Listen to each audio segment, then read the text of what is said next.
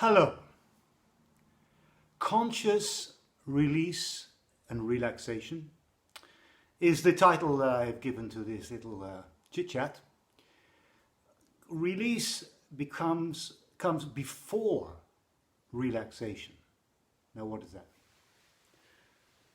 Tai-chi is a famous art form in terms of relaxation. It's very known for its qualities of release and relax. We talk about relaxation. But this is a very complicated subject. Well, not very complicated, but not as straightforward as it seems at first glance. For example, the kind of relaxation that we're looking for is not one of complete letting go of everything, like, I don't want to be judgmental here, but you know, a certain kind of teenager sitting on the couch and this is not relaxation. This is, as we say in Tai Chi, this is not relax, but rather collapse. So we're looking for a different kind of relaxation. And this begins with release. Release means letting go of unnecessary tensions. Once you've let go of these unnecessary tensions, the state of relaxation then the state of relaxation is there. Once you've released, what happens then is you are then in a state of relaxation in a certain part of the body, or perhaps the whole of the self.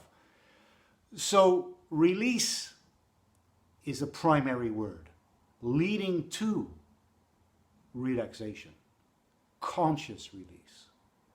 It's very hard to do it unconsciously in any case. Try and you'll see what I mean. So we dissolve tensions in the body through various techniques, usually of the mind. Well, physically, you have to move in order to release general big tensions in the body.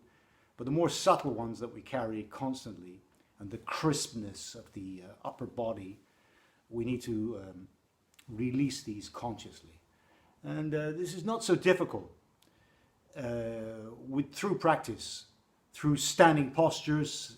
Definitely can be applied through standing postures, and also in the forms. Of course, we move slowly, and this slowness allows us to be aware of what's going on in our bodies, and we can see the tensions. First of all, we observe them, we watch them, we know they're there. Through our Ting Jing, our listening ability, you can sense. You don't have to be very advanced in Tai Chi to feel these things. It's quite straightforward. So you feel the tension, you feel the blockage.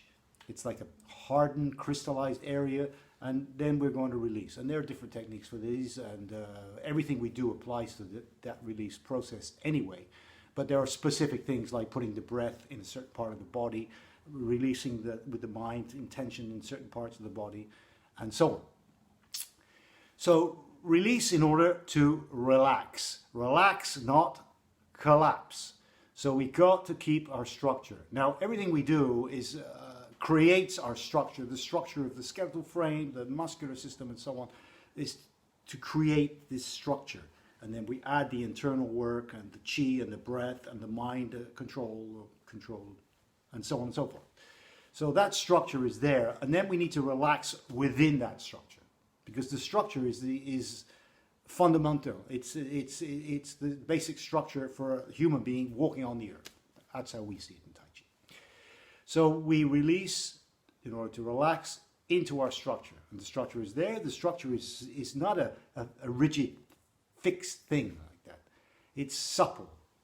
It moves. It breathes. Okay? Like an animal. An animal is not going to let go of their structure because of bad habits, and so on and so forth. So relax in order to release. Now, there's a contradiction here in the training process, because the major first steps of Tai Chi, and these can last for quite some time, is to stretch. So what we're doing is we're doing two things which seem to be opposite, and in a way they are, and in a way they aren't. So I will explain.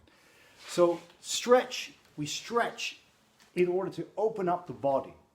All the joints of the body have to be open so the energy can flow. Now, I believe in Chinese medicine, they say that the origin of many illnesses lies in the joints. So we want to have the joints open so that everything is flowing, all the fluids of the body flowing, the chi is flowing, and everything is open, open, open, open. However, if you try this, let's say you stretch your mouth, and we need to stretch to maximum, really, really, really, really stretch. But if you do that, if you try it right now, you will find that this creates tension. Tension. So tension is obviously not what we're looking for. Well, I will explain further. There's a certain kind of dynamic tensegrity that we're looking for. So in the beginning, we're training two things that are opposite. Relax, release, relax, let go, and stretch. So we cannot stretch, human being cannot stretch and relax at the same time. There may be some exceptions to that, but as a rule, it stands. Now, if you look at nature, if I look at the window here and I look at a tree, I can see the tree, the structure of the tree, the form of the branches and so on. And it's open, very, very stretched and very open. At the same time, it's relaxed. You look at a cat, bird, almost anything in nature, I would say probably everything. And they have these things naturally. They are relaxed, yet stretched. And they can pass from you watch a cat, when he sees a bird, they can go from a state of total relaxation to an incredible speed in a microsecond. And this is something we're also looking for in Tai Chi. So the process it takes time, because you have to stretch and then you have to release. You have to stretch and relax. Open, close. Stretch, relax. This takes time in order to balance them out, so that, otherwise you're creating opposites that don't work together. If you're stretched, how can you relax? If you're relaxed, how can you stretch? This you have to figure out on your own. Practice helps, by the way. Practice is, by the way, the master. So let's think about this. Now, the Buddha, directly after his illumination, his nirvana experience is not the word to explain that, but you get what I'm saying. So apparently he's sitting in profound meditation under this Bodhi tree in northern India, which is on the banks of a river. And he's come to these many days he's been sitting there, and he's been through all these things, and he's free. So he's opening his eyes, and the first question that comes into his mind, this is traditional, by the way, I didn't make this up. The first question that comes into his mind is that, how am I going to teach all this, all that I have learned, all that I have understood, all that I am? So he opens his eyes, and he's got this question in the front of his mind, and he looks, and the river there, as the river is flowing, and he sees a little paddle, like a boat coming there, a punt, P-U-N-T.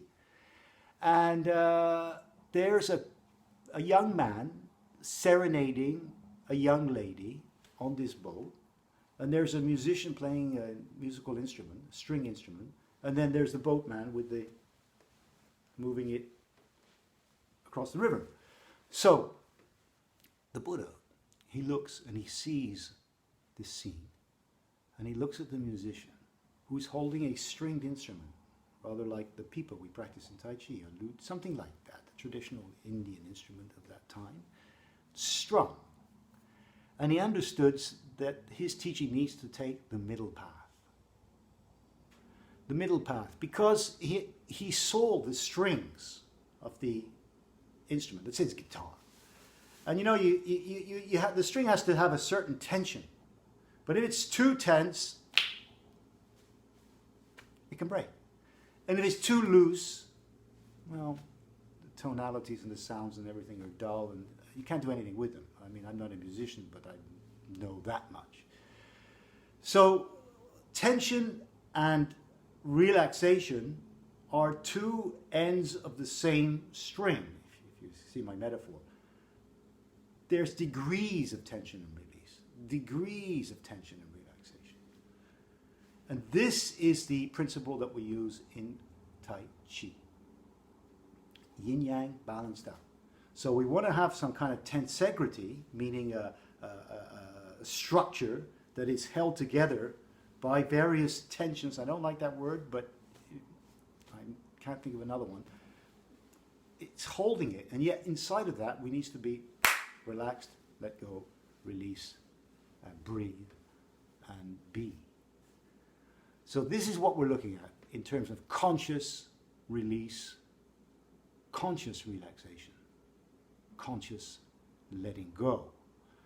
And of course, I'm talking here mostly about the body and the energy, but of course, all this also applies to the mind.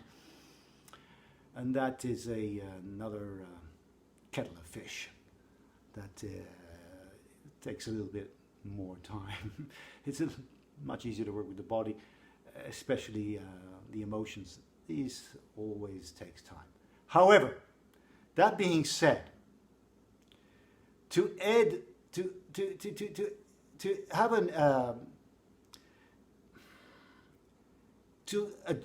really to get to work with those things, to release those mental tensions, the physical and energetic work definitely helps. It can put you in a good mood, for example.